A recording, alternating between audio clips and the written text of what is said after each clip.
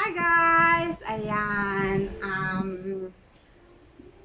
Guys, gusto ko lang magpasalamat sa mga lahat ng taong tumulong sa akin para ma-monetize. Lalong-lalo na guys kay Brancinary Vlogs. Ayan.